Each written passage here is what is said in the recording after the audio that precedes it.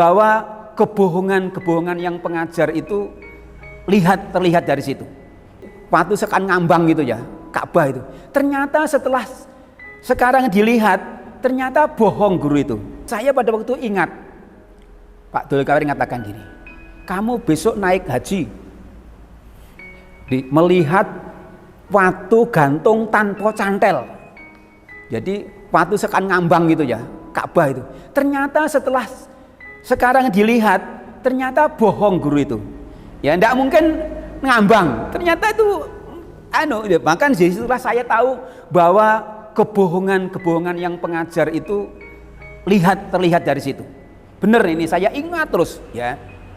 Karena saya heran, watu gantung segede ini sakmono, Ka'bah itu kok gantung tanpa cantel. Saya gumun. Sehingga itu terekam pada saya. Saya ingat, saya lihat di TV, bohong guru saya. Ternyata itu yang di bumi ya, ternyata. Dulu kan bayangan saya gantung awang-awang sana. Ya, ini ya yang pernah saya terima dari guru saya. Dulu saya benci dengan kekristenan. Awalnya saya itu tidak ingin untuk menjadi Kristen. Jadi latar belakang saya itu dari Muslim. Ya, jadi saya dari kecil dididik di Muslim, dan juga saudara saya, paman saya aslinya dari Ponorogo, ya, Ponorogo ini Kecamatan Sampung. Itu saya pernah, tetangga saya itu ada yang ibadah keluarga gitu, ucapan syukur, saya lempari, ya, sampai batunya itu masuk gendengnya, saya lempar gendengnya, pecah, batunya turun. Kemudian ada pendeta itu yang melayani itu karena dekat hutan, bawa anjing, ya, anjingnya 2. Kemudian anjing itu saya pelinteng, ya, saya pelinteng pakai ketepil seperti Daud itu. Saya kecil itu tidak pernah jadi Kristen, dengan Kristen benci, tapi saya sekarang kok ikut dengan orang Kristen, gitu, ikut dengan orang Kristen.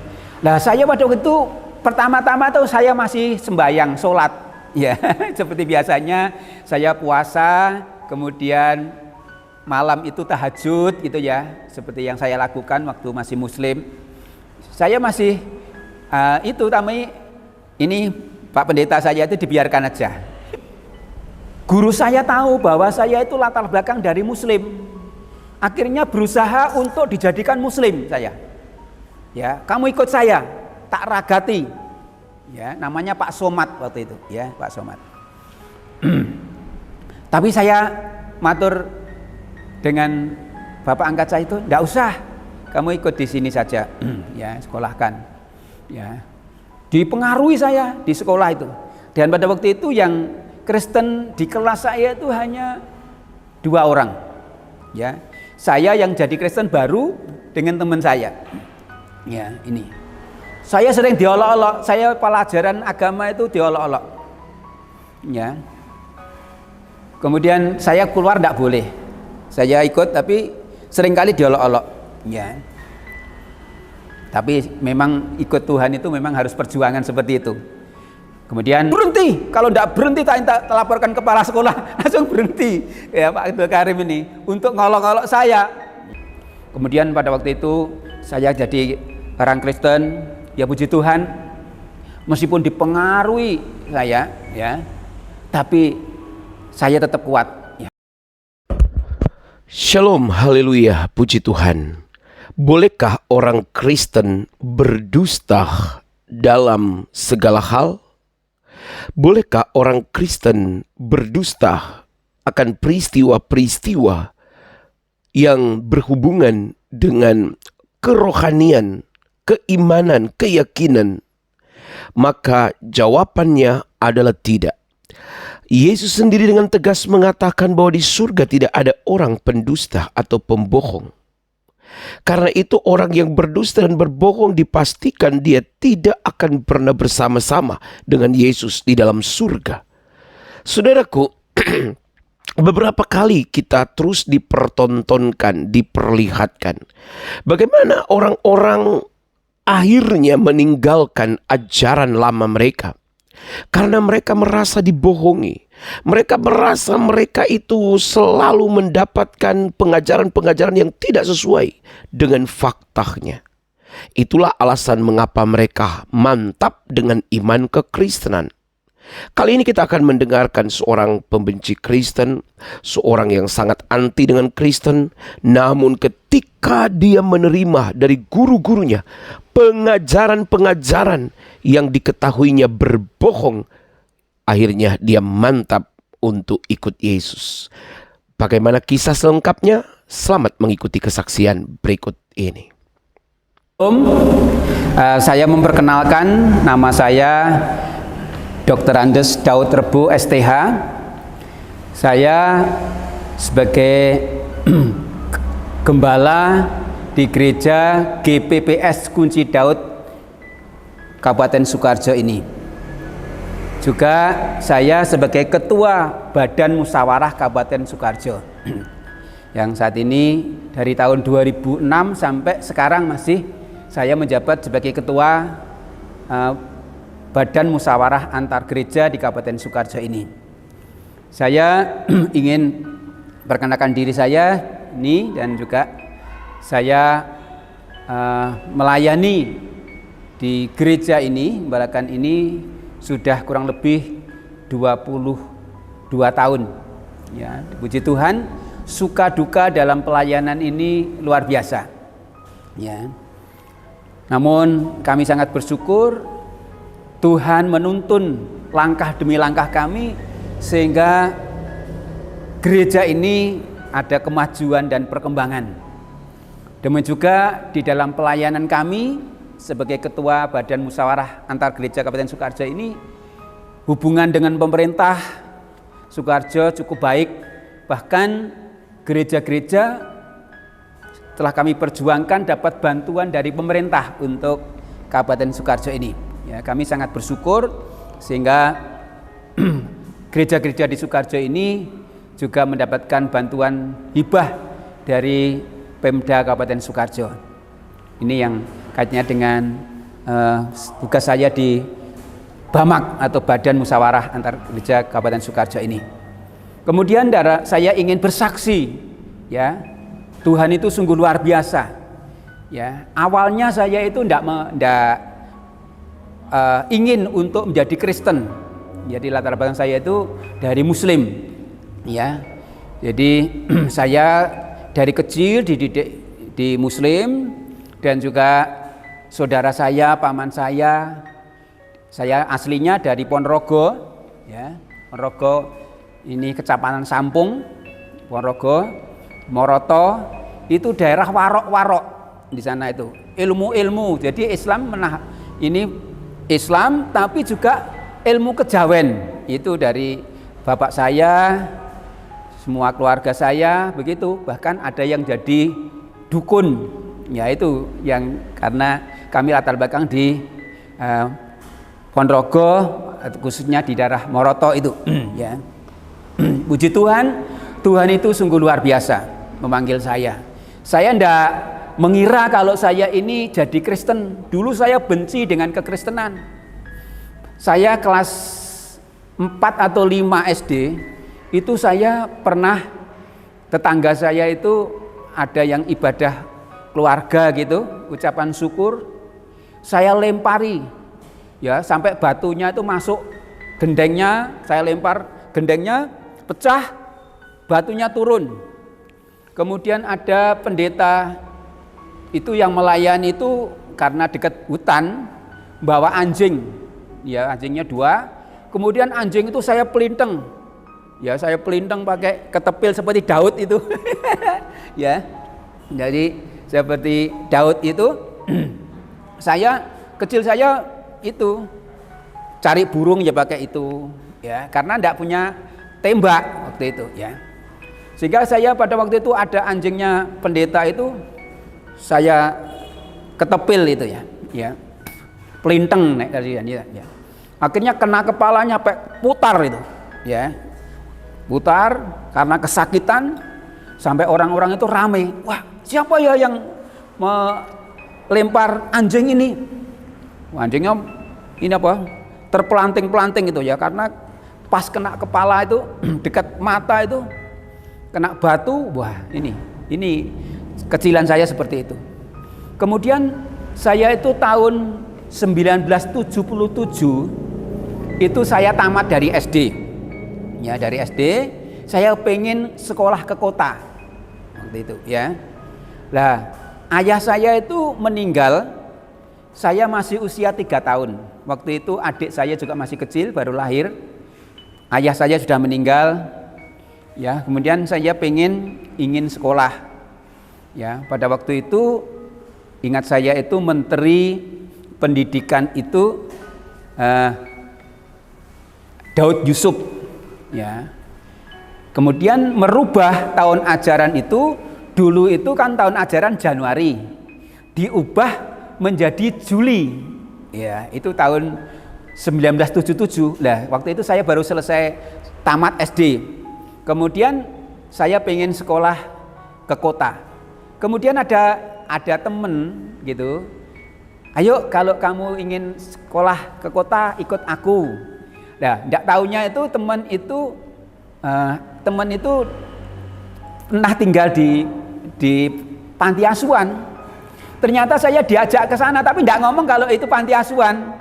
Ya, ngomongnya ayo ikut nanti disekolahkan. Nah, ya, saya ikut aja pada waktu itu ya. Itu panti asuhan, namanya Panti Asuhan Pancaran Kasih. Tempatnya itu di Caruban Madiun. Ya, Caruban Madiun ya. Kemudian saya ke sana, tahun ajaran itu mundur. Biasanya itu Januari ya. Nah, biasanya Januari diundur Juli tahun ajaran barunya. Sehingga pada itu saya sekolah mendaftar mundur. Kemudian saya diambil anak angkat oleh Bapak Pendeta yang punya panti asuhan itu. Kemudian saya tinggal dengan beliau dalam rumahnya menjaga anak-anaknya. Dia punya anak 4, 3 laki-laki, yang 1 perempuan. Ya, itu pimpinan panti asuhan itu namanya Pak Pendeta Simon Petrus 2 BPA. Dari ceritanya, kesaksiannya, beliau itu dulunya pernah memimpin bajak laut. Jadi pemimpin bajak laut tapi bertobat. Ya, akhirnya bertobat jadi pendeta. Terus merintis yayasan panti asuhan namanya Pancaran Kasih itu. Saya di situ, saya diambil anak angkat. Kemudian saya tinggal dengan beliau. Ya. Saya bekerja dengan beliau, ya, saya ikut terus bekerja, ya, disuruh apa saja saya ikuti, ya. Dan puji Tuhan, pada waktu itu saya kecil itu tidak pernah jadi Kristen, dengan Kristen benci, tapi saya sekarang kok ikut dengan orang Kristen, gitu, ikut dengan orang Kristen. Nah, saya pada waktu itu pertama-tama tuh saya masih sembahyang, sholat. Ya, seperti biasanya saya puasa, kemudian malam itu tahajud gitu ya, seperti yang saya lakukan waktu masih muslim. Saya masih ini Pak Pendeta saya itu dibiarkan aja. Lama-lama saya ikut sekolah minggu itu waktu itu ya, sekolah minggu tapi sudah agak besar saya. Ya, ikut itu.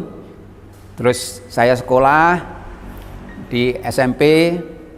Nah, saya di SMP itu kelas 2 mau naik kelas 3. Ya, kelas 2 naik kelas 3 itu guru saya tahu bahwa saya itu latar belakang dari muslim.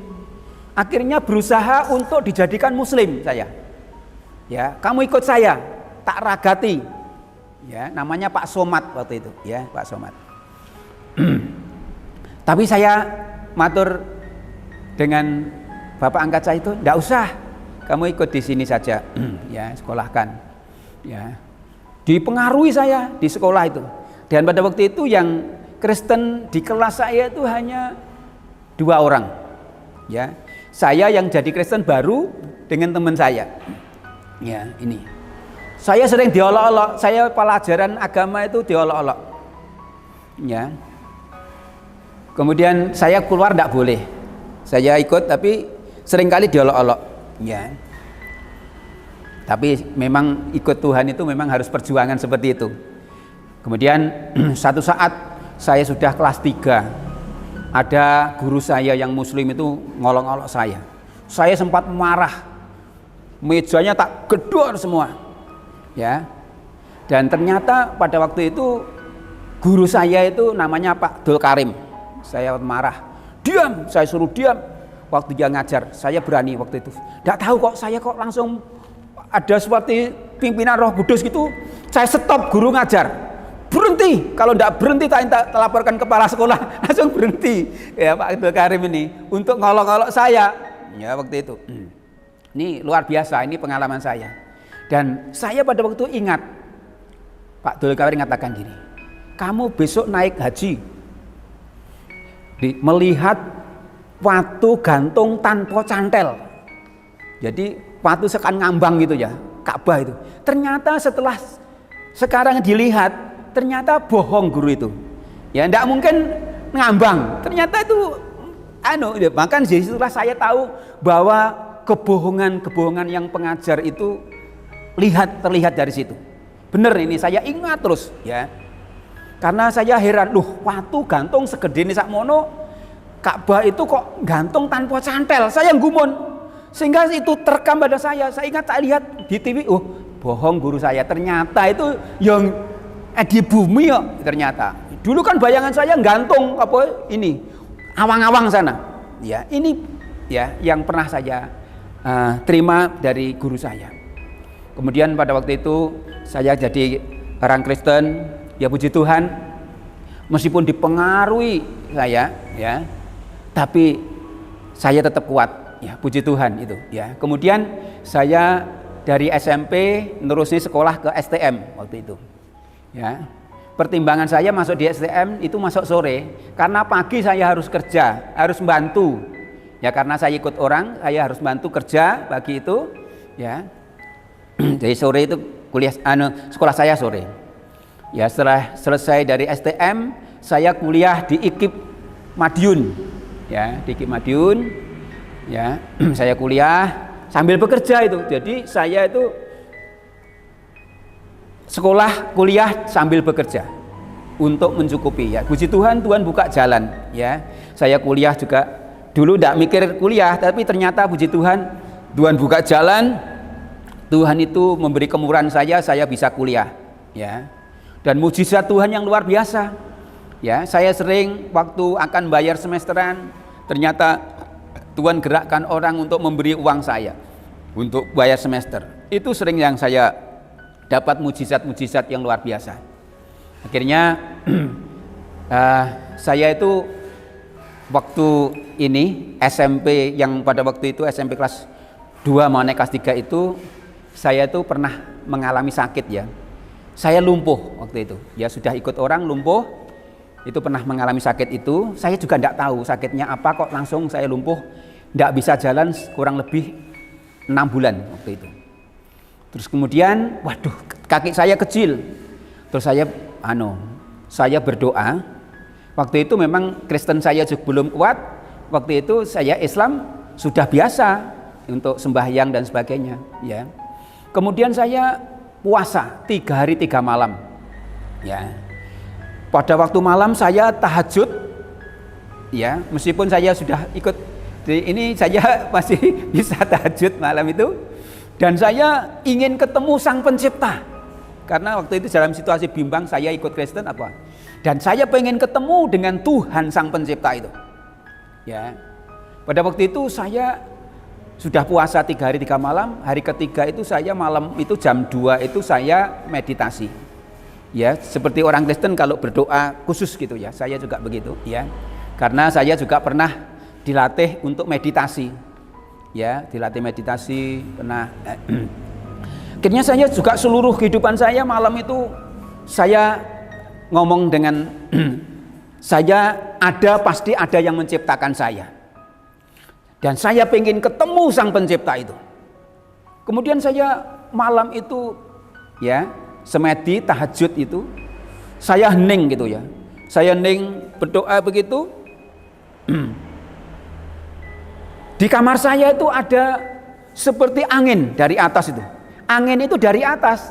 Jadi seperti atas ditiupkan ke bawah itu. Ditiupkan ke bawah keras banget. Oh, ada apa ini? Ya, padahal orang semedi kan khusus ya, tidak boleh terganggu. Tapi karena itu hal yang aneh, saya agak terganggu. Ada apa ya? Terus saya mulai semedi lagi. Dan itu angin tuh bertebaran di kamar saya itu keliling begitu. Saya berusaha menenangkan diri. Kemudian tidak lama itu ada petir. Ya, petir. Petir itu dari atas nyamber itu sampai saya ketakutan. Saya tutup telinga saya begini. Tutup telinga saya itu. Saya tenangkan gitu. Saya tenangkan, ada apa Tuhan? Kok ada keajaiban, saya tenang. Setelah tenang itu saya terangkat naik ke atas sana. Tahu-tahu itu saya ketemu dengan Gusti Allah orang Kristen, Yesus itu. Karena pada waktu itu saya pernah melihat tetangga saya itu yang Kristen punya kalender Kristen itu. Yang gambarnya Tuhan Yesus pakai jubah itu, tangannya gini, marilah kepadaku semua yang letih lesu dan beban, aku akan memberikan kelegaan kepadamu. Matius 11 ayat 28 itu. Ya, itu di kalender itu. Duh, itu loh Gusti anaknya wong Kristen. Menungso kok disembah. Saya ngolok-ngolok waktu itu ya. Menungso disembah. Tapi luar biasa, saya pada waktu itu ketemu dengan Tuhan Yesus itu di sebuah taman. Dan taman itu indah. Lebih indah dari Taman Teletubbies. Ya, Taman Teletubbies kan bagus. Tapi lebih indah dari itu. Wah, luar biasa.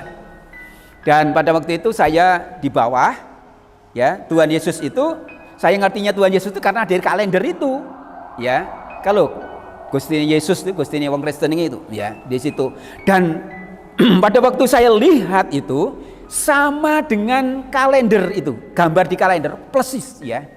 Saya sampai heran loh. Saya pertama kali melihat gambar Yesus itu di kalender, tapi kok ini persis. Maka saya tahu bahwa kalender kan banyak gambar ya. Ya, ada yang mancung, ada yang tidak, ada yang tua. Tapi saya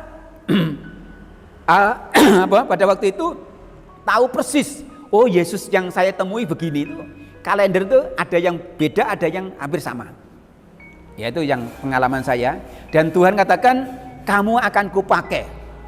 Ya, saya dipegang sini, saya di bawah, kamu akan kupakai menjadi alatku. Ya. Tapi saya tidak ngerti apa yang menjadi dipakai itu. Dan pada waktu itu saya sakit kan. Saya bilang, saya batin ya, tapi belum ngomong. Aku sakit tuh. Tapi Tuhan katakan gini, kamu akan sembuh. Ya, saya tidak ngomong itu, tidak terucap keluar, tapi di batin itu sudah, Tuhan, kamu akan sembuh. Gitu loh. Wah, terus saya diajak ke sebuah tempat yang ngeri itu. Kalau mungkin orang mengarahkan neraka. Itu seperti lautan begitu ya. Jadi kayak kolam renang yang sangat luas. Itu di sana orang teriak-teriak dan itu agak gelap. Ya. Dan seperti ada uap begitu mendidih airnya itu. Tapi tidak lihat apinya, tapi pendidihannya itu ada. Ya, saya lihat. Dan Tuhan katakan, lihat mereka seperti itu, menderita. Ya. Terus saya mau lihat itu rasanya tidak sampai hati ya. Karena penderitaan orang berteriak-teriak luar biasa itu. Ya. Kemudian saya diajak ke sebuah ruangan yang sangat luas dan semua orang berpakaian putih. Ya mungkin itu gambaran surga. Kalau di kitab Wahyu kan memang surga itu orang-orang berpakaian putih kan ada di situ ya. Saya seperti itu. Tapi saya tidak boleh masuk. Saya hanya disuruh lihat di depan pintu dan tangan saya dipegang oleh Tuhan Yesus itu, ya. Lihat mereka memuliakan aku. Orang itu dari depan sampai belakang itu semua berpakaian putih. Ada yang duduk, ada yang berdiri. Yang berdiri itu mungkin melayani ya. Ya, jadi seperti melayani begitu, ya. Ada yang duduk, semua berpakaian putih. Saya akan masuk, tidak boleh sama Tuhan Yesus. Jangan. Ya, kamu lihat aja. Dan di sana tuh ada musik, ada pujian yang sangat luar biasa yang saya dengar itu. Saya pengen masuk tapi tidak boleh. Ya. Dan itu saya diajak lagi ke di situ di depan pintu gitu, Tuhan katakan gini, kamu akan kupakai. Ya, jadi Tuhan itu bicara dengan saya 3 kali. Pertama tadi di taman tadi, kedua di ini ruangan yang di depan ruangan depan pintu itu, di ruangan di situ orang sebelah putih pakaiannya, Tuhan katakan kamu akan kupakai. Itu yang kedua. Kemudian pada waktu itu saya diajak lagi ke taman itu, ya, itu saya diajak ke taman itu. Kemudian Tuhan katakan sekarang kamu turun, kamu akan kupakai, ya, menjadi alatku. Aku tidak ngerti apa yang dimaksud dengan dipakai Tuhan menjadi alat Tuhan. Ya, itu ya, yang saya alami. Saya tidak ingin menjadi orang Kristen, tidak punya cita-cita. Apalagi jadi pendeta. Itu bukan cita-cita saya. Ya, saya dulu ditawari sama bapak angkat saya itu, kamu sudah ditemui Tuhan Yesus, kamu sekolah teologi ya? Enggak, Pak. Ya, saya pengen sekolah umum aja, pengen jadi guru. Ya, kata gitu. Jadi saya sekolah di IKIP. Tapi saya sering mendengar suara Tuhan. Ya, saya sering mendengar suara Tuhan. Saya dengar, kadang saya lihat seperti TV begitu ya. Saya lihat ini. Itu yang Tuhan sering nyatakan kepada saya. Ya. Pada waktu itu Tuhan itu sungguh luar biasa, ya. Waktu saya sudah kuliah di Madiun itu, ya.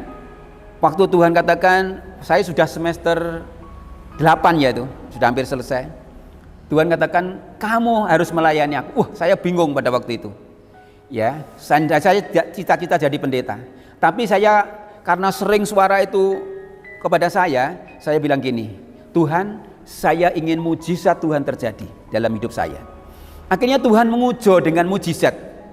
Ya, saya pada waktu itu doakan orang-orang gila di jalan. Pada zaman nalo loto ya. Jadi edan nomor orang-orang. Tak doani orang gila di jalan itu langsung sembuh. Saya bingung. Loh, terus kemana ya orang sudah sembuh? Ya, pernah tak mandikan, tak pakai pakaian, tapi ditampung di mana? Aku bingung. Takkan suruh pulang. Ya.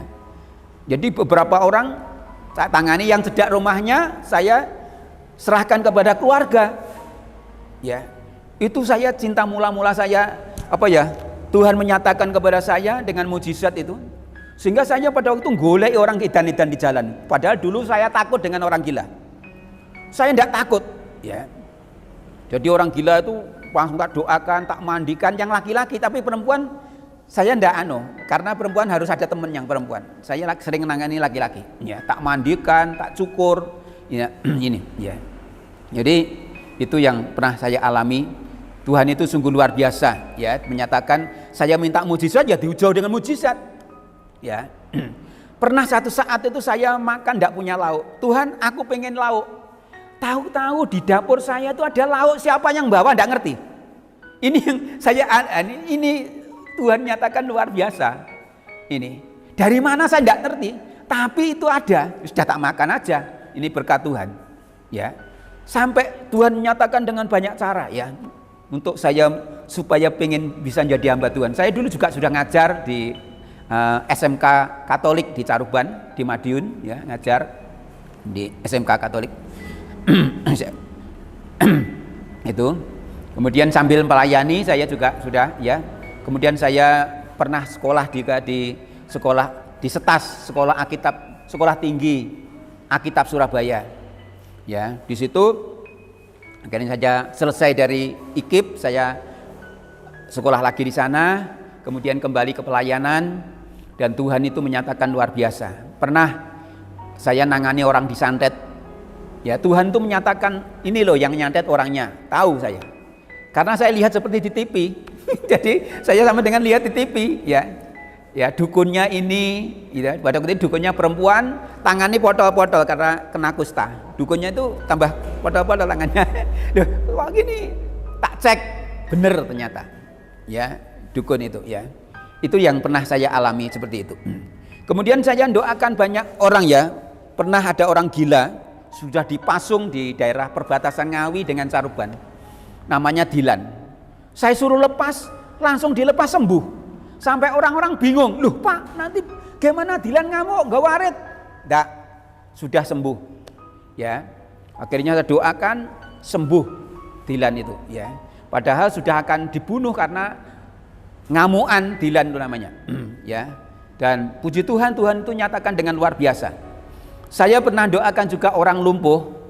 Ya, itu saya suruh jalan-jalan di Ponorogo, lumpuh itu. Saya suruh jalan, saya kok hebat, nama Yesus. Saya semakin berani untuk bersaksi doakan orang-orang.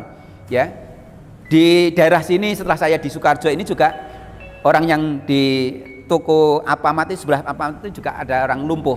Saya doakan langsung saya jalan, ya langsung jalan sampai orang-orang bingung, loh nanti gimana Pak Daud jatuh? Enggak, ya dalam nama Yesus jalan. Itu mujizat Tuhan. Ya, jadi saya sangat bersyukur dalam pelayanan ini pun juga Tuhan menyertai dengan banyak mujizat ya. Saya mendoakan orang yang di sekitar sini, ada langganan besi saya namanya Pak Suyudi, itu juga komplikasi. Tak doani 3 kali mengalami mujizat. Ya, ada orang Katolik yang dekat sini juga ya stres ya. 3 tahun enggak bisa tidur. Saya doani akhirnya sembuh total. Ya. Dan ada orang yang Muslim juga ya dirasuk roh jahat, saya doakan insya Allah lepas roh jahat itu ya. Bahkan pernah ke tempat ini ya, orang Muslim yang pakai jilbab datang sakit ya, saya doakan dalam nama Yesus, orang itu pulang sudah sehat. Ini mujizat Tuhan luar biasa ya. Di sini yang dekat di Polres ini kan ada pegawai namanya Pak Bu Tri Supatmi. Ya, itu disantet karena rebutan warisan. Kesini saya doakan 3 tahun itu enggak bisa apa-apa. Kesini saya doakan pulang sudah sehat. Luar biasa ya. Itu mujizat-mujizat Tuhan yang sungguh luar biasa menyertai dalam pelayanan kami. Terlebih saya sangat bersyukur dalam dulu gereja ini kecil, sekarang ya puji Tuhan sudah lantai 3.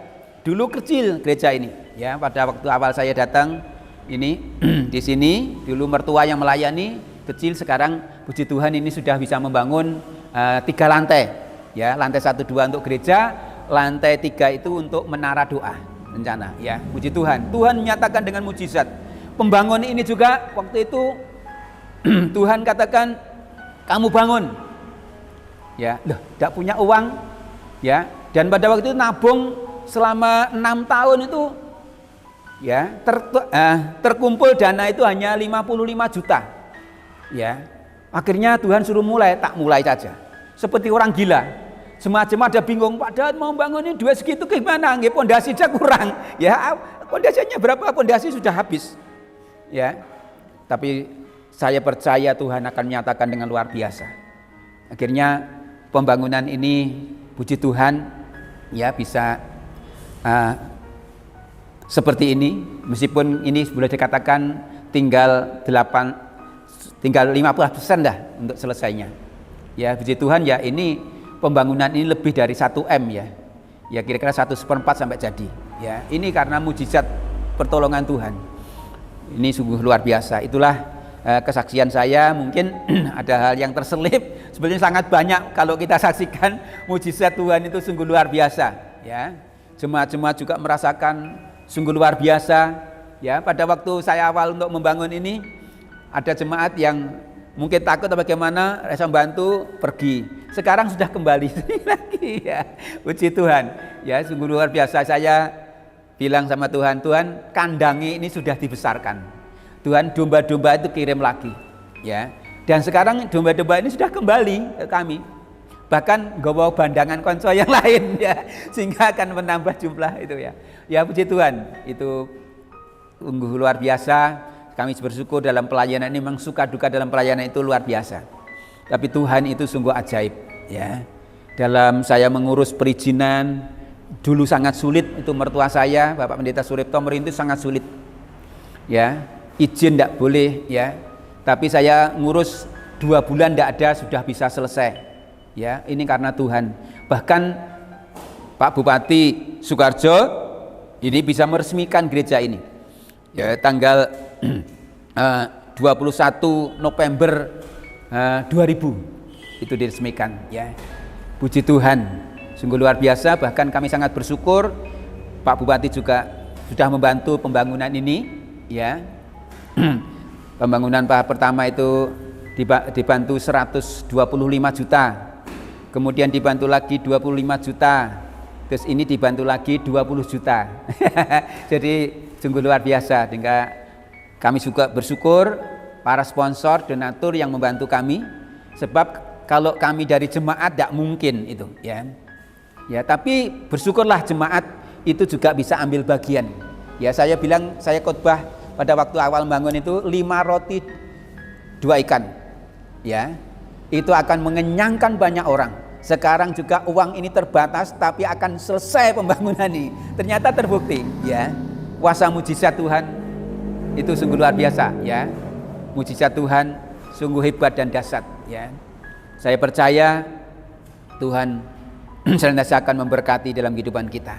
Untuk itu saya pesan kepada saudara-saudara yang mendengarkan kesaksian saya, jadi kepercayaan atau iman itu jangan dipengaruhi orang lain, tetapi harus punya pengalaman sendiri dengan Tuhan, ya, seperti saya pernah mengalami itu, ya, sehingga tidak akan goyah kalau dipengaruhi orang lain. Pengalaman sendiri dengan Tuhan Tuhan itu bisa ditemui ternyata.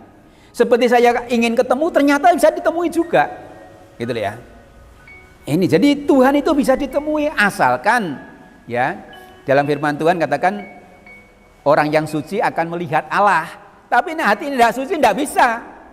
Suci tulus itu akan melihat Allah, seperti Musa bisa berhadapan muka dengan muka, gitu ya. Jadi itulah pesan saya kepada pendengar yang setia. Puji Tuhan, kiranya kesaksian ini menjadi berkat. Ya, jangan kita beragama dicekoi oleh orang lain, boh bener boh salah penting panganan. Itu tidak bisa. Kita harus punya pengalaman dengan Tuhan, mujizat dengan Tuhan dalam hidup ini, ya. Karena surga dan neraka itu bukan orang lain yang menentukan, kita sendiri. Dan setelah saya dari Kristen, keselamatan hanya di dalam Yesus Kristus kok. Bahkan kita yang berdosa, Yesus rela mati untuk menebus dosa kita. Itulah kasih Allah. Kalau Tuhan ngasihkan kasih Allah nyata di dalam Yesus Kristus. Kalau di luar Yesus saya belum bisa melihat nyata kasihnya. Tapi dengan kasih Yesus ini, saya rasakan mujizatnya, saya rasakan dalam hidup ini, pengalaman dalam hidup saya membentuk saya untuk menjadi pribadi orang Kristen. Bahkan saya menjadi hamba Tuhan untuk mendidik orang lain untuk takut akan Tuhan, mentaati firman Tuhan, ya, ini. Jadi itulah yang menjadi kesaksian ini, kiranya menjadi berkat dalam kehidupan kita semuanya, ya. Mujizat itu tetap ada, ya. Milikilah pengalaman dengan Tuhan dalam hidup ini. Itu yang menentukan dalam hidup kita, ya. Puji Tuhan, Tuhan memberkati kita semuanya. Salam. Puji Tuhan, Tuhan memberkati saudara. Teruslah bagikan tayangan-tayangan kami kepada sekalian banyak orang supaya mereka juga diberkati oleh Tuhan. Sampai berjumpa lagi dalam program acara kami selanjutnya. Kami berharap saudara akan terus membagikan tayangan-tayangan ini kepada sanak saudara, famili saudara, atau kepada teman-teman saudara yang mungkin belum mengenal Yesus. Doa kami, kiranya setiap mereka yang melihat tayangan-tayangan kami diberkati, diselamatkan untuk kemuliaan Tuhan Yesus. Tuhan memberkati. Shalom, haleluya, puji Tuhan.